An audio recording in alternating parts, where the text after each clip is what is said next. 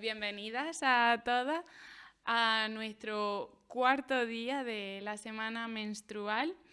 Estamos aquí hoy en el Día del Orgullo Climatérico con Cristina Quijera, de Menopausia Rebelde, que, no voy a hablar mucho de ella, pero nosotras esta semana menstrual forma parte o se ha organizado a través de la RISEM, la Red Internacional sobre Salud y Educación Menstrual.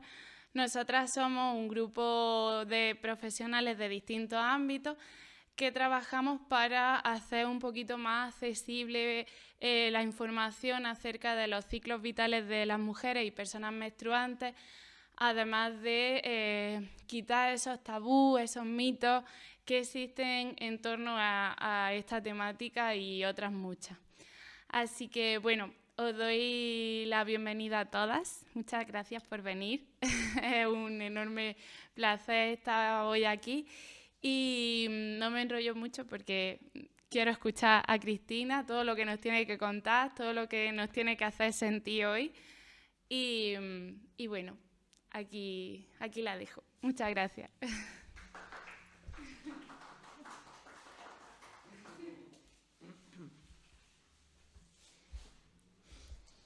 Bueno, buenas tardes. De primeras, gracias a la RISEM, aquí el equipazo que está montando estas jornadas, y muchísimas gracias por invitarme. Gracias al local de la Ribera también, que sigue siendo un lugar tan hermoso para venir a contar, así desde experiencias un poquito más críticas con lo que se oye por ahí. Gracias a vosotras por estar aquí a las 6 de la tarde, un jueves en Granada, cuando hemos pasado, ¿no? Hemos pasado por la rotonda ahí de Vergeles y estábamos a 39 grados. Así que muchísimas gracias por estar aquí. Bueno, me presento, yo soy Cristina Quijera, para que no me conozca.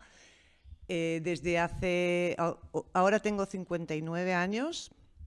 Y empecé con todo este tema alrededor de los 46 años, un poco por casualidad, o por causalidad, mejor dicho, ¿no? Porque una siempre está como ahí investigando cosas, pero sí que realmente todo el tema de la menopausia y el climaterio, a los 46 años, cuando empecé con ello, no lo tenía ni en mente, o sea, no lo pensaba, ¿no? No pensaba en ello como que lo que me estuviera pasando podía tener que ver con una serie de reajustes hormonales que sí, que efectivamente sí empiezan, ¿no?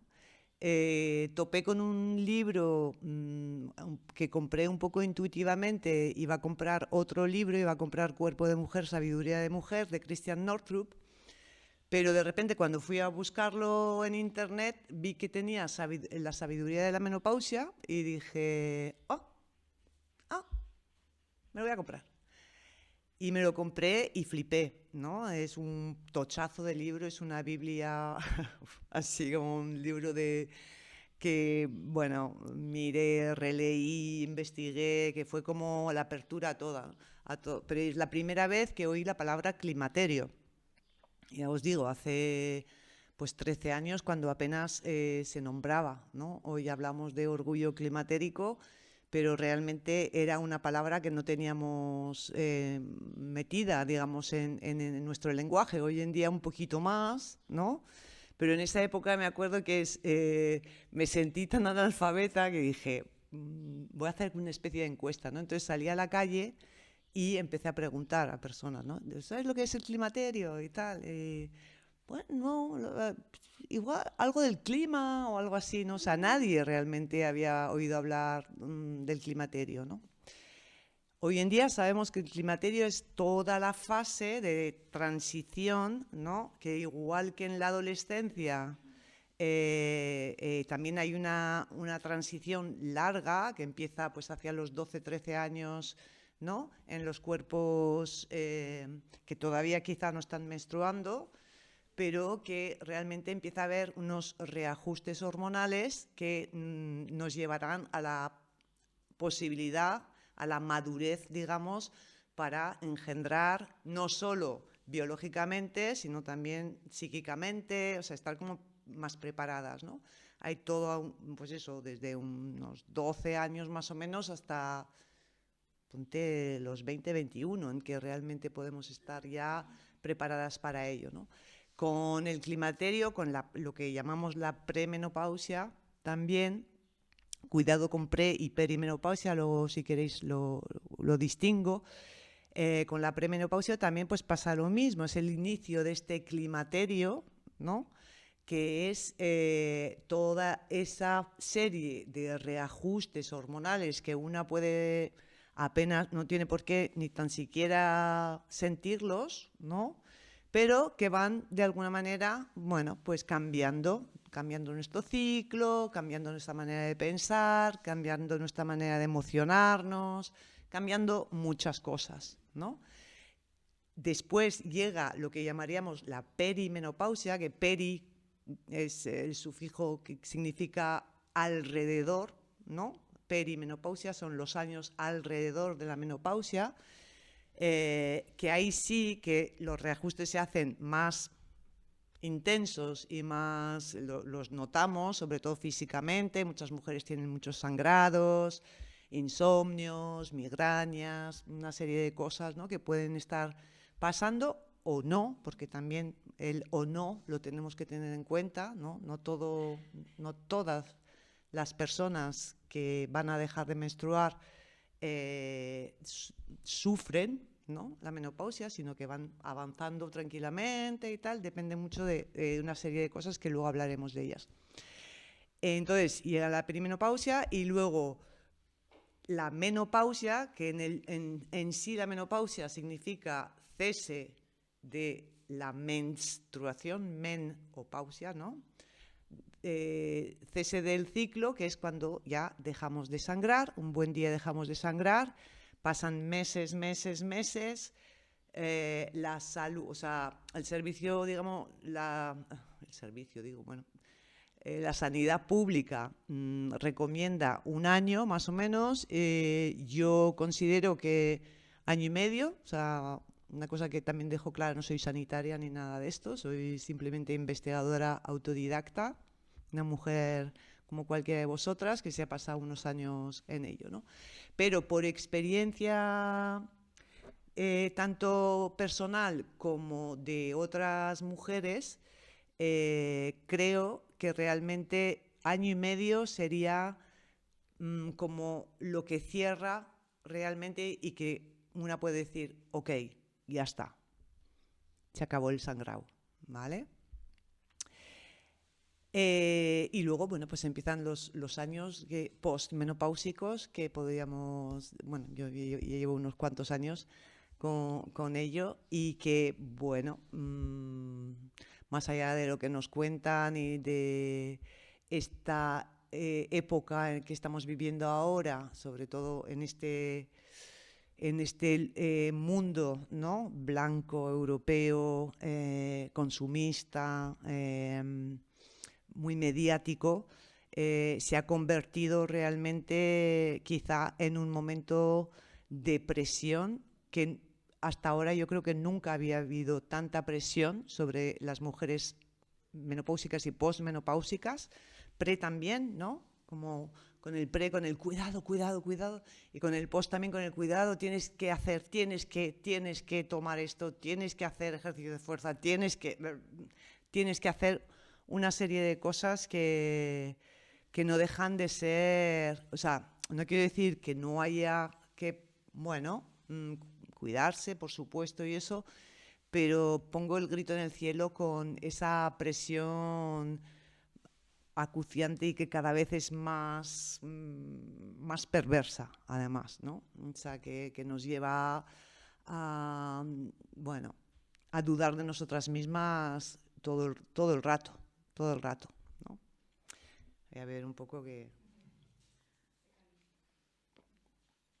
Si queréis decir algo, o comentar, o preguntarme, o lo que sea, levantar la mano, porque yo me pongo a hablar y no paro. Bueno, Traía algunas cositas así que quería comentar, porque hace poco me he leído un libro que me ha gustado mucho, es un libro en francés, no lo he visto editado aquí en España, y se llama La fábrica de la menopausia, sería el título. La Fabrique de la Ménopause, de Cécile Charlap, se llama. Y me gustó mucho el título ya de por sí, ¿no? La fábrica de la menopausia, cómo realmente se fabrica, ¿no?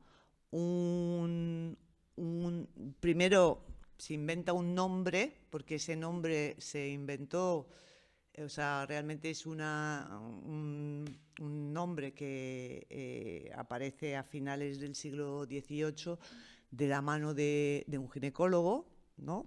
Francés, que en Francia hubo, según he estado así investigando, entre Francia e Inglaterra había como muchas discusiones, sobre todo en el sector así de ginecológico, en las universidades, sobre la salud femenina en general, y sobre la menopausia empezó durante un tiempo. O sea, a partir de un momento empezó a haber todo ese querer, bueno, saber, etcétera, ¿no? Entonces, bueno, un buen hombre llamado Charles de Gardin se inventa la palabra menopausia, que yo me pregunto, ¿cómo lo llamábamos antes, no?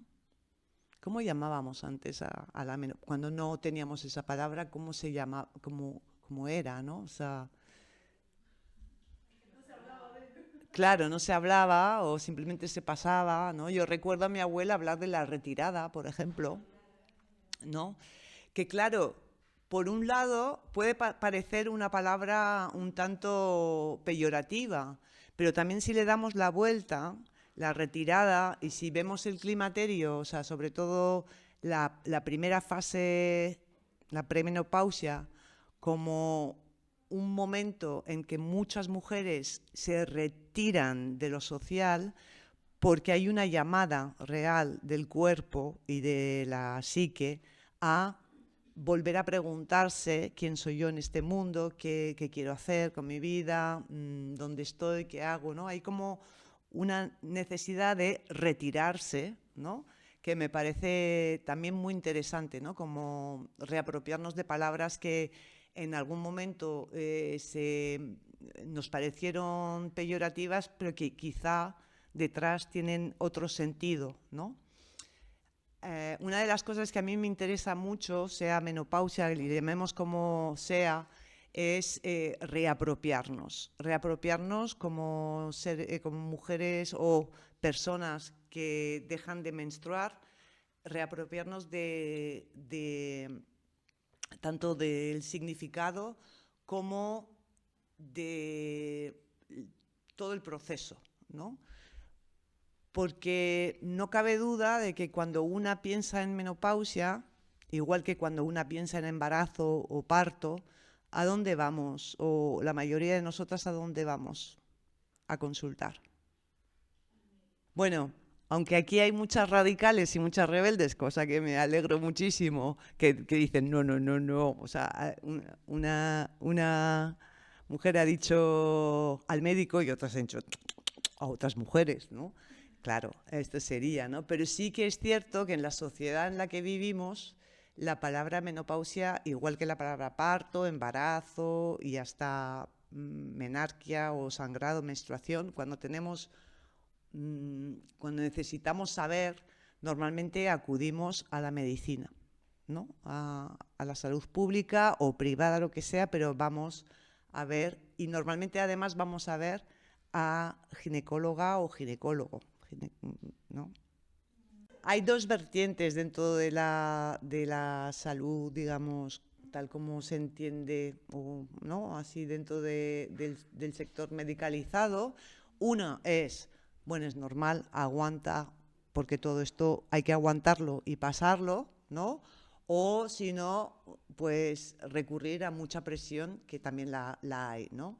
De hecho, seguramente en el sector privado están presionando más y están vendiendo más cosas, ¿no? Como terapia sustitutiva o etcétera, pues porque hay laboratorios detrás pagando buenas cuotas, ¿no?, a estos ginecólogos y ginecólogas privadas. Entonces, pero sí es verdad lo que dices, ¿no? Y hace poco, bueno, no he dicho que uno de los proyectos, digamos, de Menopausia Rebelde es un podcast que ya lleva 3 temporadas y que intenta realmente abrir el abanico para ir un poco más allá de lo normal, ¿no? Hablar de los sofocos, pues sí, hablé de los sofocos al principio, de sexualidad, etcétera, bla, bla, pero hubo un momento en que me apetecía como politizar un poquito más también, ¿no? Y entrevisté a matronas, ¿vale?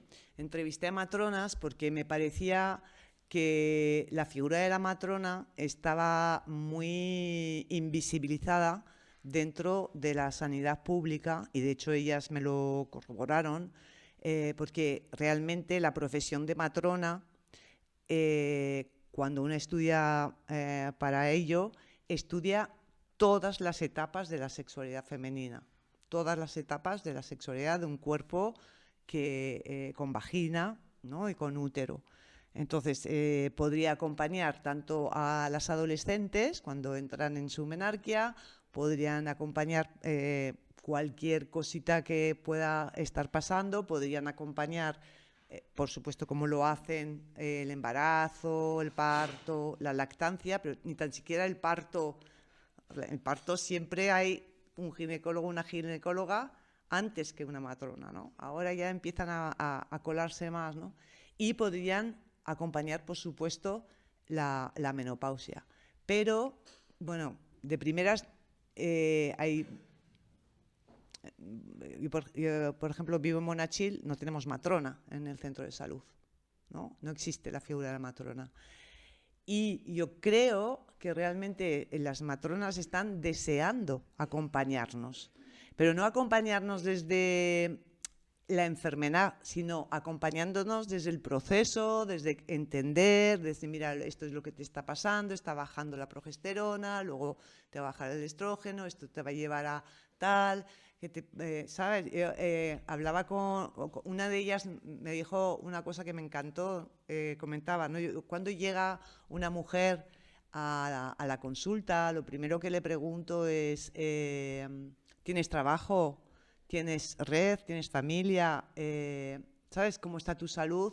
No solo tu salud física, fisiológica, sino tu salud integral, ¿no? Porque es muy distinto cómo vas a pasar un momento, porque sí que es heavy, sí que es verdad, que toca y que nos cambia y que hay muchas cosas pasando.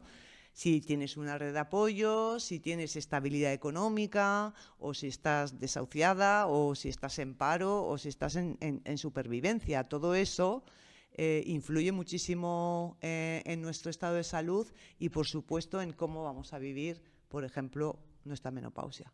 O sea, está muy marcada, ¿no? También está marcada la menstruación, también está marcada el embarazo. O sea, dependiendo cómo quienes seamos en la sociedad, pues cambia, ¿no? Entonces, por ejemplo, yo creo que una de las cosas a nivel social, ¿no?, así que me parece súper importante es, por ejemplo, reivindicar a las matronas, o sea, pedir realmente como mujeres, no solo para la menopausia, sino para, como decía, ¿no?, para nuestra salud menstrual, ¿no?, que haya matronas preparadas para el acompañamiento, porque además van a hacer un acompañamiento mucho más integral, ¿no? Sí, me parece esencial, Paloma, estoy totalmente de acuerdo contigo. Creo que los cuerpos femeninos siempre se han buscado, o sea, se han buscado, no, y se han buscado intergeneracionalmente, como dices, ¿no? O sea, una mujer hace bien poco a veces era atendida por su abuela, por su madre, por la vecina que era matrona o que era partera. O sea, no tenemos que ir tan lejos para encontrarnos con este con estos lazos, digamos, entre mujeres y esta información, ¿no? Por eso y viene muy a cuento cuando hablo de reapropiarnos, ¿no? de nuestros ciclos. Me parece que es importante esa información subterránea, podríamos decirlo, que no debería ser subterránea, que debería ser mucho más, ¿no? Social, ¿no? Como que cada barrio, como este local, pudiera, por ejemplo, tener un círculo de mujeres en el que una puede venir a hablar con toda la confianza, con toda la tranquilidad, con toda la intimidad, desde otro lenguaje, como decía Paloma, ¿no? Que no es tan médico, sino es que a mí me está pasando esto, esto y esto, y hablar de quizá de ciertas señales físicas o de cosas que me está pasando mentalmente, psíquicamente, etcétera, etcétera, y recibir el consejo de otras, ¿no? O sea, como volver, o sea, volver, ¿no? Porque ya lo hacemos, o sea, no se ha perdido, ¿no? Realmente esto, pero sí que es una tendencia que tenemos a que se pierda. Entonces, que esto me ayuda a enlazar con una de las cosas que me parece importante cuando una ya tiene ya su menopausia, es qué papel, ¿no? ¿Qué papel tenemos en la sociedad o deberíamos estar pidiendo las mujeres que ya hemos pasado nuestro sangrado, hemos acabado con nuestro sangrado, ¿no? Y claro, el papel, hay un papel como una especie de, ahí que se habla mucho, ¿no? De que como hemos dejado de producir o de reproducir biológicamente, hasta hace poco se hablaba, ¿no? Que una mujer, de hecho había una expresión, ¿no? Que una mujer se seca, ¿no? Cuando pasa a ya no sangrar, ¿no? Ya no vale o ya, ¿no? Así, ¿por qué? Porque el rol que tenemos, que todavía teníamos hace poco y que seguimos todavía arrastrando, aunque aquí estamos entre mujeres que seguro que no, ¿no? Pero es la mujer sexualizada y que sirve para el varón para complacer, ¿no? Sexualmente. Entonces, cuando una se seca, digamos, pues parece ser como que ni complace a la sociedad como reproductiva, ¿no? Cosa que, por supuesto, no deberíamos ni tan siquiera tener la obligación de ser reproductivas, aunque estemos menstruando, ¿no? Y luego la de complacencia hacia el hombre, ¿no? Entonces, me parece que es importante como reflexionar cuál es nuestro papel y yo ahí, bueno, yo lo tengo claro. Creo que empezamos a ser, igual que los hombres también, ¿no? Que tienen la andropausia, que tampoco hablamos nada de esto, ¿no? Pero que sí, entre la experiencia y también los reajustes hormonales que activan otras partes del cerebro, que esto la neurociencia ya empieza a hablar de ello, ¿no?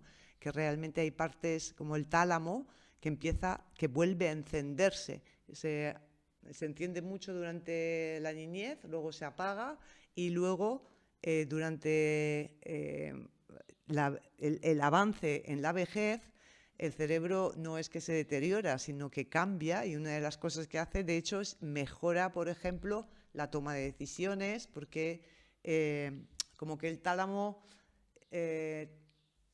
como si fuera un láser que nos ayuda a ver con más claridad qué es lo importante de una situación, qué es lo realmente importante. No es un... ¿Eh? A partir de los 50, sí, bueno, hace poco hay uno de los podcasts que habla de niebla mental y que, bueno, una crítica a la niebla mental, a otra palabra que se ha colado, digamos, en nuestro diccionario menopáusico, ¿no? Así como que creo que se frivoliza mucho sobre una cuestión que para mí no tiene que ver la niebla mental solo con la menopausia, sino con un estado de general, social, ¿no? De dispersión mental frente bueno, estos cambios tan radicales que en 10 años, ¿no? 15, 10 años, o sea, estamos con el móvil, con el ordenador, con no sé qué, estamos absolutamente bombardeadas, ¿no? de información y de estímulos, eso que están causando mucha niebla mental, mucha dispersión mental. Entonces ahora se ha vuelto a colar en la menopausia, porque sí que es cierto que hace el siglo XIX o así se acuñó la niebla mental para ciertas mujeres de cierta edad que empezaban a tener como olvidos, etcétera, etcétera, decían, ¿no? Que decían como una niebla mental, pero luego realmente se sacó de ahí y se utilizó más, digamos, para hablar de eso, de ciertos estados de dispersión mental debidos a algunas veces a algunas enfermedades como fibromialgia, por ejemplo, o depresión o muchos tipos de enfermedades, y hace poco se ha vuelto a usar dentro del espectro, digamos, de la menopausia. Pero que yo digo, o sea, creo que sí, es verdad, igual que durante el embarazo, ¿no? Tenemos como cierta niebla mental, si le queremos llamar así, porque vuelvo a decir, o sea, hay una llamada hacia adentro, ¿no? Hay una llamada, o sea, ya no nos interesa tanto lo social. Entonces, sí, nos olvidamos de cosas porque es que no les prestamos atención, pero porque no nos interesan, ¿no? Quizá. O porque quizá antes estábamos demasiado en todo, ¿no? Por necesidad familiar o lo que sea, ¿no? Ahí, mira, tres cositas que has dicho que me sirven. Cuando estoy escribiendo una cosita, a ver si este año termino ya el libro, pero una de las cosas que estuve investigando es la palabra climaterio, ¿no? De dónde venía, la etimología, etcétera. Y climaterio viene del griego, que significa escalón en sí, pero también se utilizaba como crisis, ¿no? Como crisis de transformación. Y era una palabra que no tenía género, o sea, era universal. Y era cada 7 años, que luego es cierto que recogen algunas, como el Rudolf Steiner, por ejemplo, recoge esta idea de que cada 7 años el ser humano tiene como una crisis, en el buen sentido, o sea, en crisis, en el momento de volver a preguntarse, ¿no? De pararse y preguntar, ¿dónde estoy? ¿Qué estoy haciendo? ¿Es esto realmente lo que necesito? ¿Tengo que cambiar de...? ¿No? Cada 7 años. Pero hubo un momento, o sea, se va evolucionando esa palabra hasta que a finales del 19, que es cuando realmente ahí es donde empieza la medicalización del cuerpo de la mujer, ¿sí? En todo. O sea, es cuando aparece la histeria, es cuando aparece, o sea, todo eso ahí está apareciendo, ¿no? Y entonces esa palabra se queda para hablar del momento de las mujeres cuando empiezan a tener esa retirada, lo que nosotros vamos a llamar a partir de ahora la retirada de la sangre, ¿no? Ahí. Entonces, curioso lo que dices tú, lo que comentabas, ¿no? Que realmente, claro, es como quitar esa, bueno, podríamos hablar de espiritualidad, quitando, o sea, quitando todo lo referente a las religiones y tal, sino, o del conocimiento de sí misma, ¿no? De sí mismo, ¿no? Como eso ha desaparecido del mundo en el que vivimos, ¿no? Que vamos lineales, que nada es orgánico ni cíclico, ¿no? Que volvemos ahora a la educación menstrual, que tanto tiene que ver con el ciclo, ¿no? Yo, vamos, tengo claro que una de las grandes revoluciones que necesitamos es que la sociedad cicle con la menstruación. O sea, si realmente hiciéramos que nuestros trabajos, nuestras vidas fueran realmente, recogieran esa sabiduría del cuerpo que el cuerpo femenino trae consigo, ¿no? El cuerpo que menstrua, que es que de vez en cuando estás, o sea, primero ovulas, puedes fecundar o puedes morir, digamos, realmente, simbólicamente, quiere decir que es soltar y volver a nacer, ¿no? Con el siguiente ciclo, o sea, y ahí, ¿sabes? Y hay tiempo para la producción y hay tiempo para la inactividad llena de reflexión, hay tiempo para actuar y hay tiempo para reflexionar.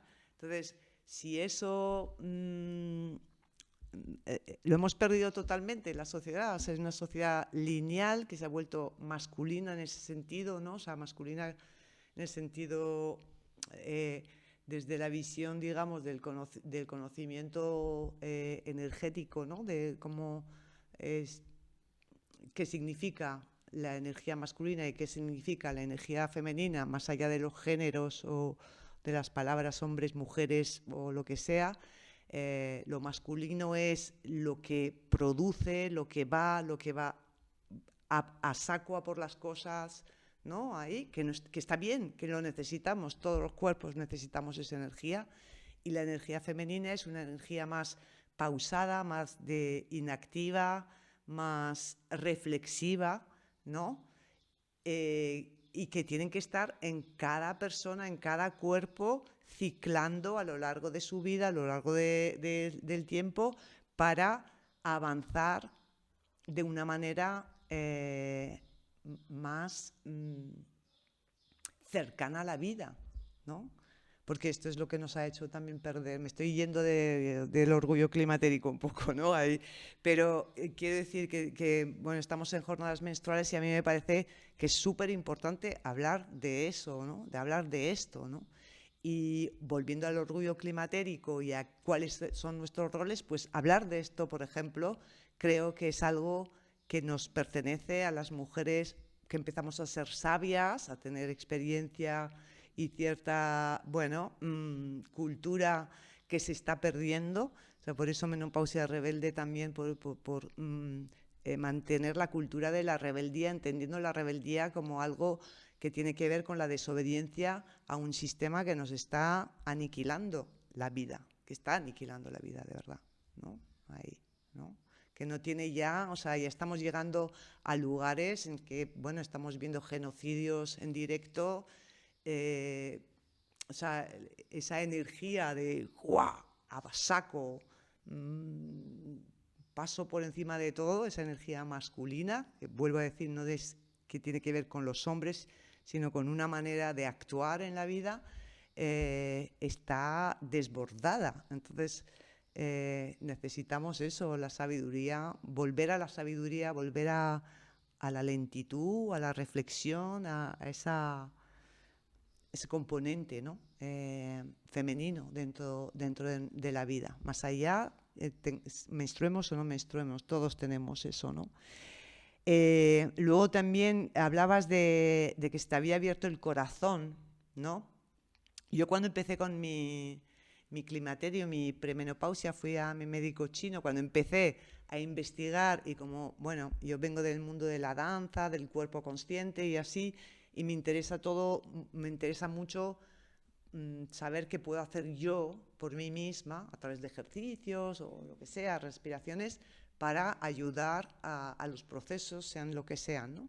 Entonces, investigué un poquito y me fui a mi médico chino y le dije, me pinchó y tal, y le dije, después de pincharme me gustaría enseñarte una rutina que estoy haciendo y que me gustaría también compartir con otras mujeres para el tema de la premenopausia y tal, ¿no? Entonces hice ahí mis cositas y tal, y me dice, está muy bien, porque estás, como son los chinos, a mí me encantan, ¿no? Así que dicen, porque estás arraigando la tierra, conservando el agua y abriendo el corazón, porque la menopausia en el ámbito de la medicina china dicen que es la apertura del corazón, la apertura de la energía del corazón, la apertura del amor entendido como el amor universal, el amor que no tiene nada que ver con el amor romántico, ¿no? Sino un amor mucho más, bueno,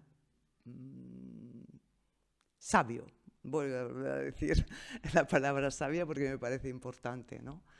Eh, entonces, eso, o sea, y hay muchas mujeres, de hecho, Christiane Northrup lo nombra un poquito, porque es una mujer bastante integrativa, ¿no?, dentro de la salud.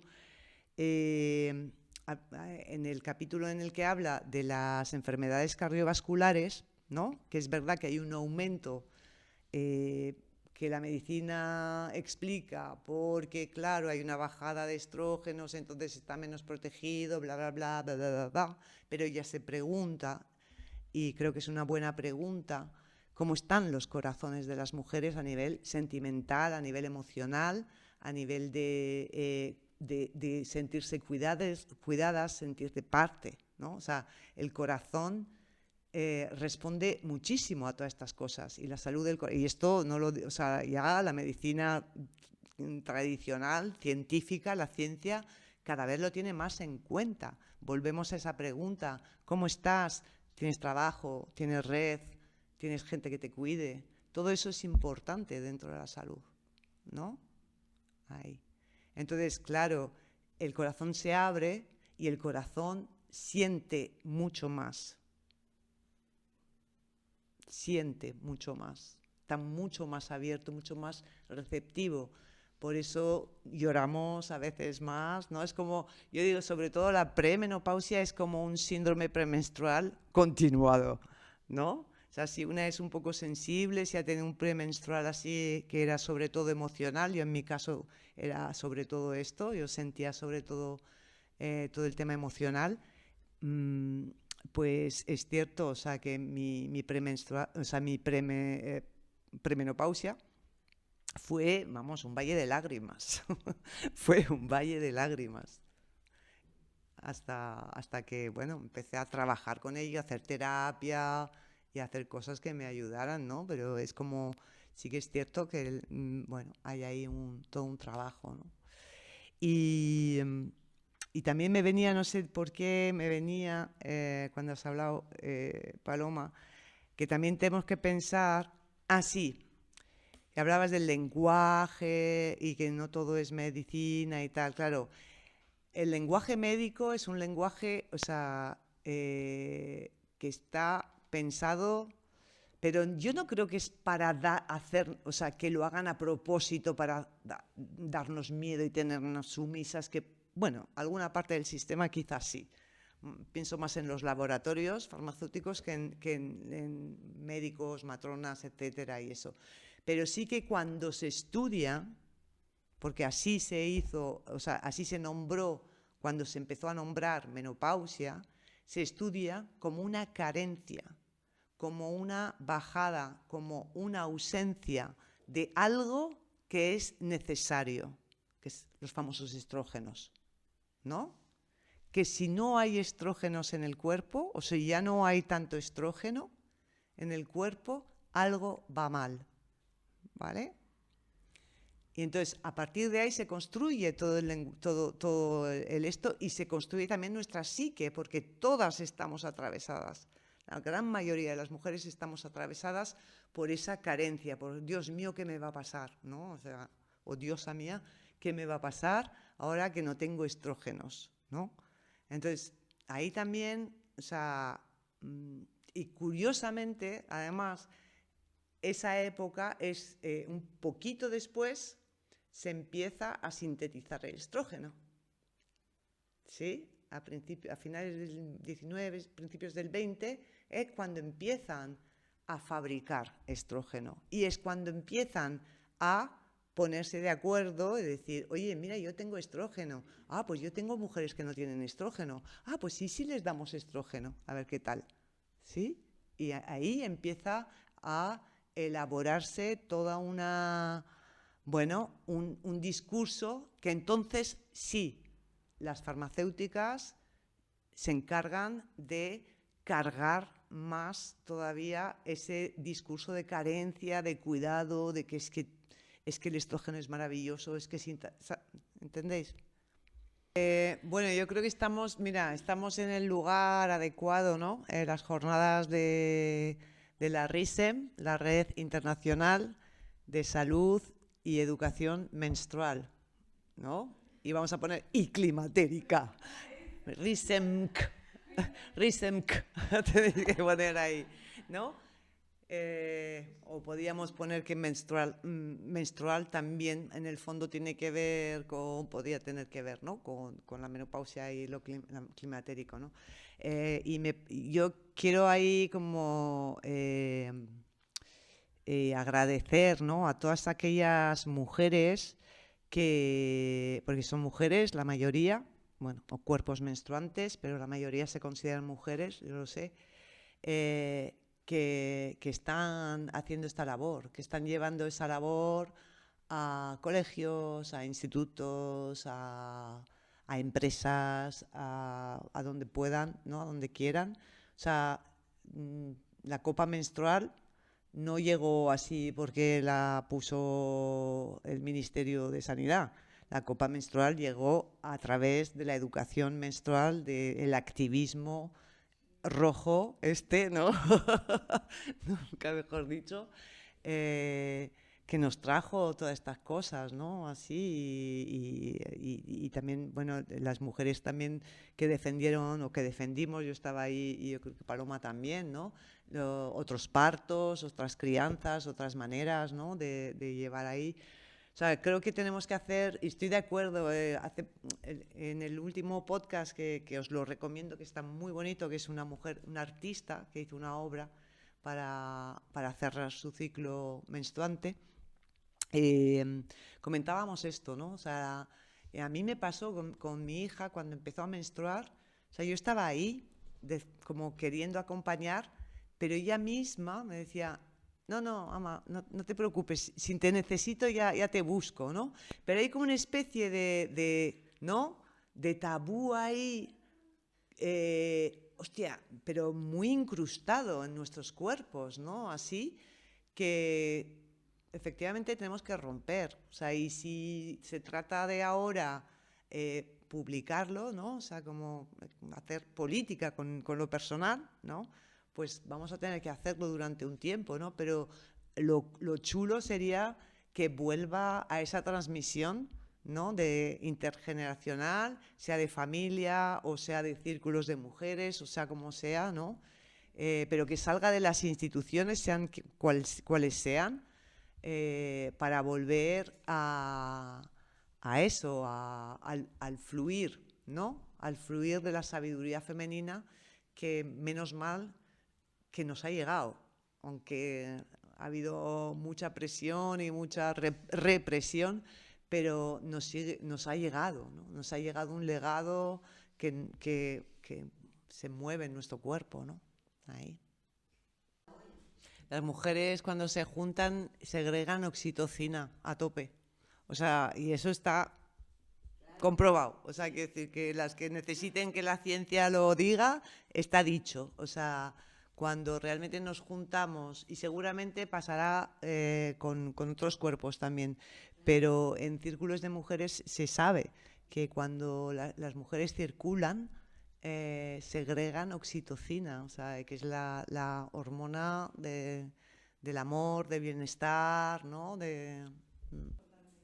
Pero yo estoy un poco con Paloma en el sentido de que es que nos toca ser activistas, o sea, de vida, vitales, ¿sabes? Nos toca ser resistentes en el sentido de intentar, dentro de lo que cabe, desobedecer. O sea, yo esto que haces tú con tu hija de decirle pues no vayas al instituto, lo he hecho así cuando le toca, cuando también menstruaba o cualquier otra cosa, ¿sabes? Pues te quedas en casa y tranquila y ya está, ¿no? Creo que hay que hacerlo. O sea, hay que realmente eh, estamos en una gran ola y nos toca surfear lo más elegantemente posible y o sea, olvidar esa cosa de que estamos solas haciendo eso, porque no es verdad, porque no es verdad. O sea, hay muchísimas mujeres y personas menstruantes o no menstruantes que piensan así, y hombres también que nos acompañan. que piensan así y que lo hacen.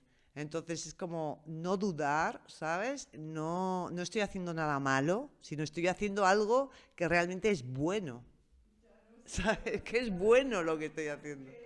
Sí, es como cuando te decían, no cojas a tu niño que le estás malcriando. Digo, "Man, perdona, o sea, voy a coger, vamos, ¿sabes? Es, es, es eso, o sea, es una rebeldía constante, en el sentido de desobediencia y de...